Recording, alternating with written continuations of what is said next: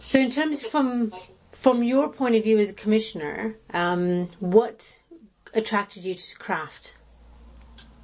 Right. So, and Christian will probably be better than I at answering this, but so it was all to do with this Vogue Fund grant that we had from the Home Office, and it was split into sections, and part of it was, we commissioned IRIS, the IRIS Project with GPs, and there was a separate bit, and I've actually just dug out the the Home Office when I used to have to put the return in, and it was called Perpetrators Work. So interesting enough, it came.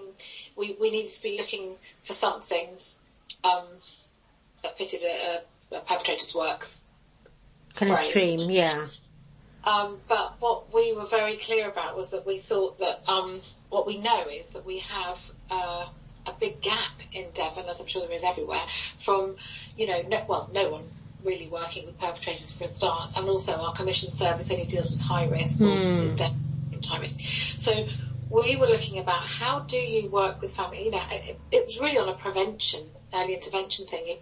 If our non-specialist DV organisations, for example, Together Devon, Children's Centres, Family Intervention, are already working with families, how can they, it was about organisational readiness. Would they be ready as an organisation to enable their practitioners to be working with the families they're already working with around domestic abuse and identifying conflict?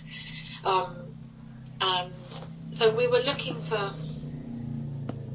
kind of a model where we could be working with families low to medium risk, and how could we then work with the perpetrators identified within that arena. And so we actually looked for a number of interventions, and craft was the one we chose. We actually we invited several. I think we chose 4 different options. Okay. So one was a traditional perpetrator program. Another was something, you don't really need to know this, but called Up to You. I don't know if you've heard of Up to You. It's a Portsmouth-based organisation run by someone called Amy Ford, and Craft. So and everyone came and gave a presentation to a panel of us, and we absolutely felt that Craft fitted what we were looking for. Okay. Yeah. Because of the holistic, it made so much sense about relationships, healthy relationships, and working with men. Well, we decided for it to be just men, Devon, rightly or wrongly, but that's what we felt was missing, because nobody was working directly with men. Yeah. And how, in terms of the implementation of craft across Devon, how do you feel that it's gone so far? Okay. Well, that's a big question. So I think it's been an interesting journey, hasn't it? So I think for me, because I was running 2 projects, I was running IRIS, for example, which is an evidence-based intervention that's going for years. You commission, you pay for something, they help you. They've got tons of experience in how it runs in loads of places nationally, and you have an implementation manager who helps you set it up and da-da-da. So, that had its own issues in itself, even though it was evidence-based. So with Craft, we were starting, we knew it's an innovation. It's an action learning research project of Jodie's. We knew it was very different.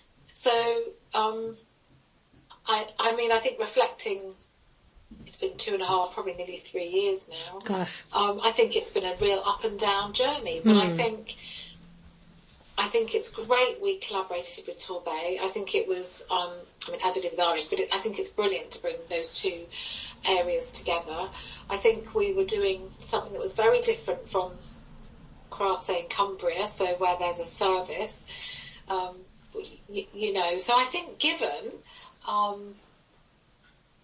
starting point, which was to do something completely from scratch, to get organisation buy-in, to then, get the learning events up and running. I think we've learned an awful lot. I think, I haven't answered your question really. No, don't worry.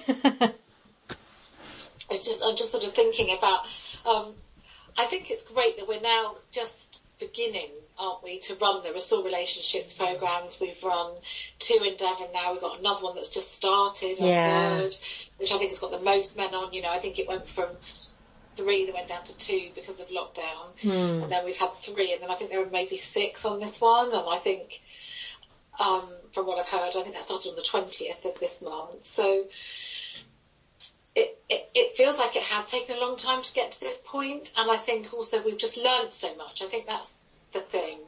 I think we're all sort of waiting now for this evaluation really to come out, evaluation recommendations and a costing model about this is what we've learned. These are the conditions that we need to have in place. Because I think it's been a great learning journey.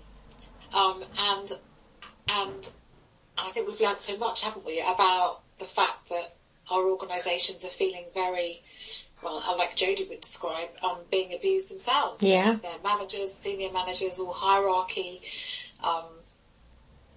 We've learned that you need to have manager buy-in as well as practitioner buy-in in order to give practitioners permission to work in this way. So I think, sorry, if you hear a cat yowling, she's just coming up the stairs. Don't worry. Dory. It's a bit bizarre, just don't worry. She's just saying, I don't know what she's saying, talk to me. It's really interesting. I mean, I think on the one hand, if you looked at it on just purely numbers, you would just say, well, this hasn't worked. You know, we paid all this money and, you know, we've had 5 men through a programme.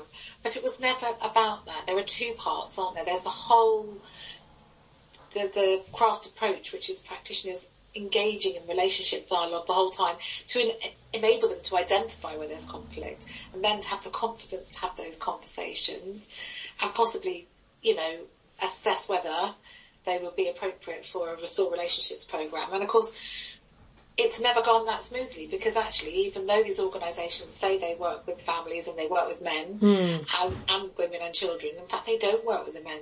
And that's been a big stumbling block. So we've then had to look at getting expressions of interest from other areas. And then it's like the practitioners should be risk and need assessing those men identified, but then not. That's being left to Tanya, the coordinator. But if this is going to be sustainable, then it really needs to be in-house. Yeah, our practitioners need to be doing that, and I think we know that's where we need to be going. And I think the plan is that Tanya is going to be, when somebody's been a facilitator, a craft trained practitioner's been a facilitator once, then and it's their second go, then they will start doing that process. But so your question is, how do I think the implementation of RAV has gone so far? I mean, I think it's been a long and interesting journey, and I think we're on the cusp now. If only we had some more funding. I think it probably would need another year minimum to maybe, I think we would need to, sorry, I'm really put off by that cat, she's so annoying. I'm in here. I think, so I think it's interesting, and I think we would just need to find, you know, the evaluation, and I guess all we can do after that is offer this up to, like, children's services and say, here is how much it would cost, this is what we've learned through the project, this is the impact it can have, and if you're, see, my thinking is, I don't know how we get it into the language of, for example, children's services in Devon who are very into restorative practice. This sits so well with it, and they're also wanting to work with men and the families that they work with. This does that, you know. I mean, but I think people are very wary of purchasing, if you like, a product that hasn't gone through this evidence-based evaluation. But I think this is why this evaluation is crucial, isn't it? And people can make choices then about if it's something that fits. But I think we've learned a hell of a lot, and I think we were there to test organisational readiness. One could say that the organisations aren't ready for the various reasons, but the other way of looking at it is they could be ready if they put these conditions in place. And so I think turning it on its head, it's super exciting. And I think it could be a huge asset. But But I'm funny enough. I know you're talking to me as a commissioner. I'm not really. I sit it with Christian and Nicola, who are the commissioners. I am much more sort of a project